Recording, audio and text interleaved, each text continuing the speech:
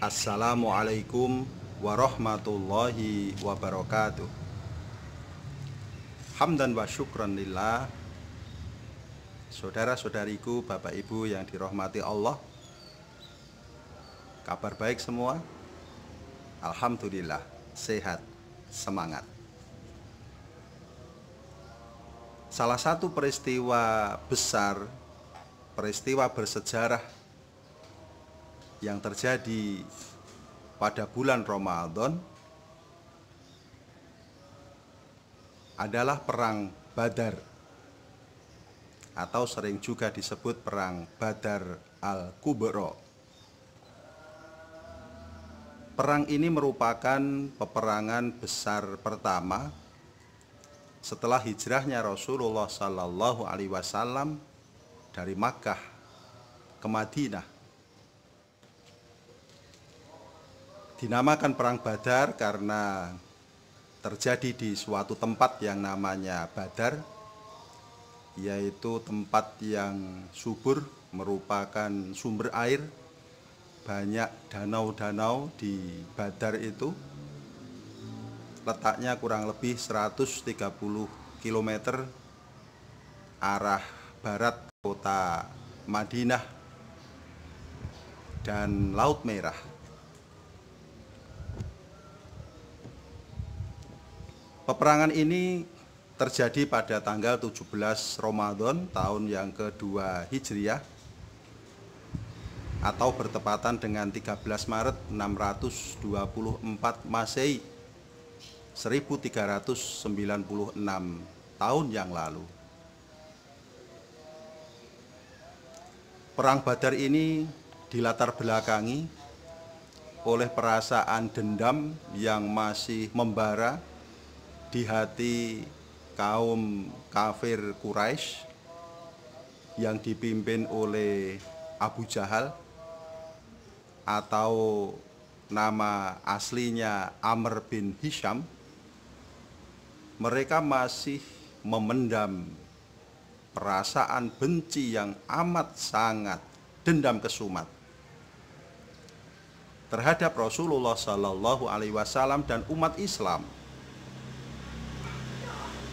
Terlebih setelah Nabi Shallallahu Alaihi Wasallam ternyata mendapatkan kesuksesan di Madinah pada hijrah beliau. Tetapi Abu Jahal dan orang-orang kafir masih menganggap bahwa Muhammad itu orang pelarian, orang buangan yang ketakutan di Mekah sehingga harus lari ke Madinah. Setelah Nabi sukses di Madinah, membentuk wilayah, menyusun kekuatan, mempersatukan kekuatan umat dan suku-suku yang ada di Madinah, maka perasaan dendam dari Abu Jahal dan kawan-kawan itu semakin besar, sehingga mereka berusaha untuk memboikot kota Madinah. Maka Nabi Shallallahu Alaihi Wasallam menunjukkan perlawanannya.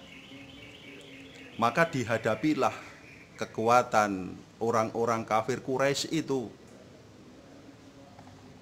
Padahal sedang puasa di bulan Ramadan. Dan padahal juga kekuatannya sama sekali tidak seimbang antara kekuatan umat Islam dan orang kafir Quraisy.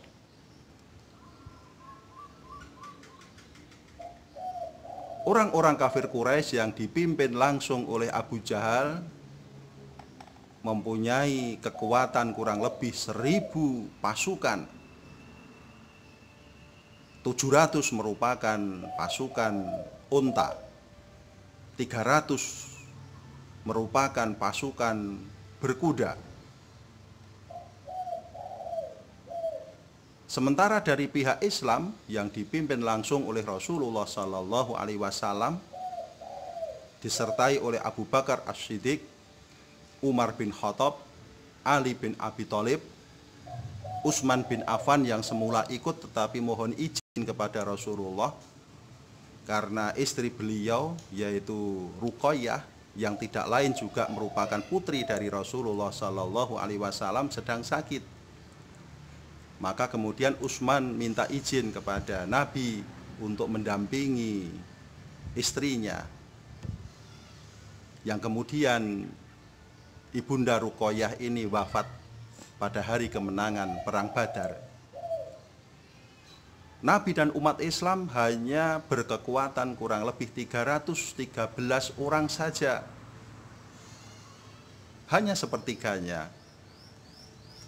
70 orang merupakan pasukan unta dan hanya 2 pasukan berkuda. Tetapi rupanya semangat Rasulullah dan umat Islam luar biasa. Nabi berhasil menggelorakan semangat, patriotisme,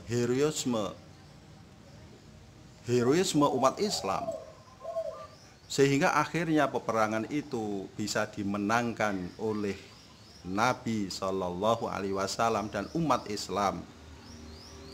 Sekalipun 14 sahabat harus gugur sebagai syuhada, tetapi pasukan kafir Quraisy kocar-kacir dan mereka mundur dari medan perang.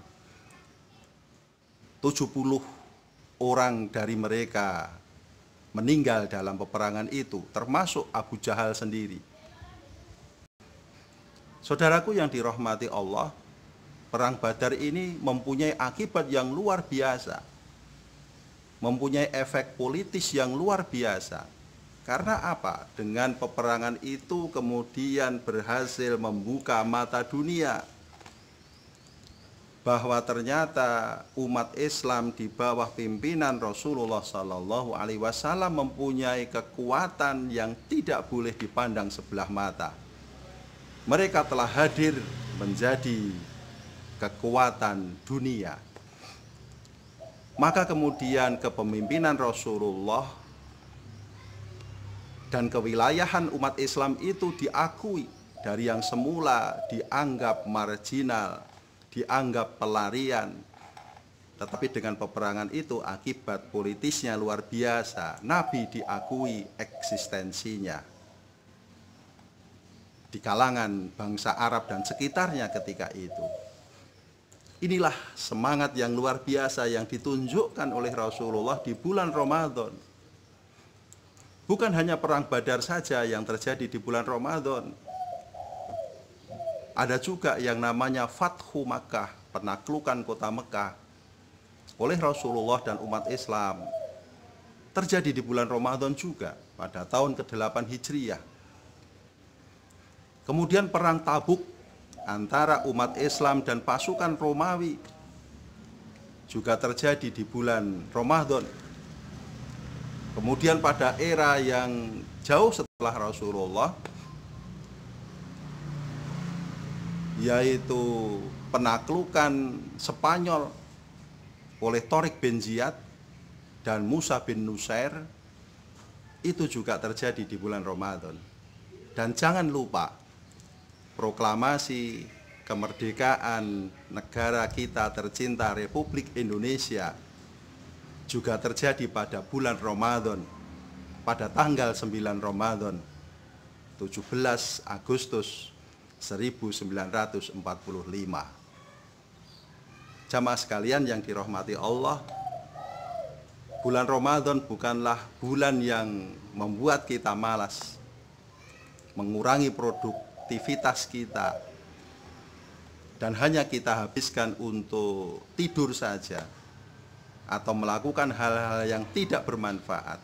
Tetapi justru ini kesempatan bagi kita untuk tetap produktif, menjadi orang yang bermanfaat.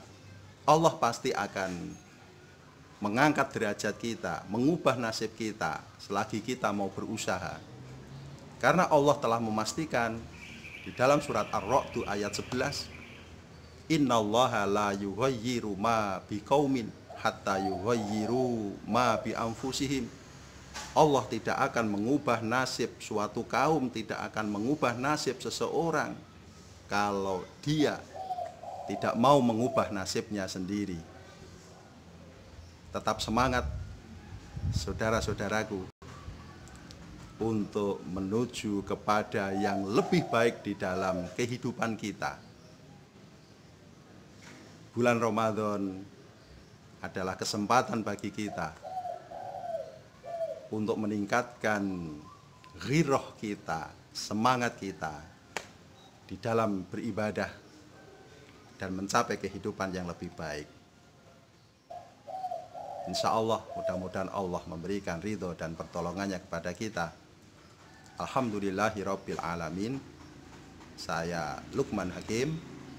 Wassalamualaikum warahmatullahi wabarakatuh.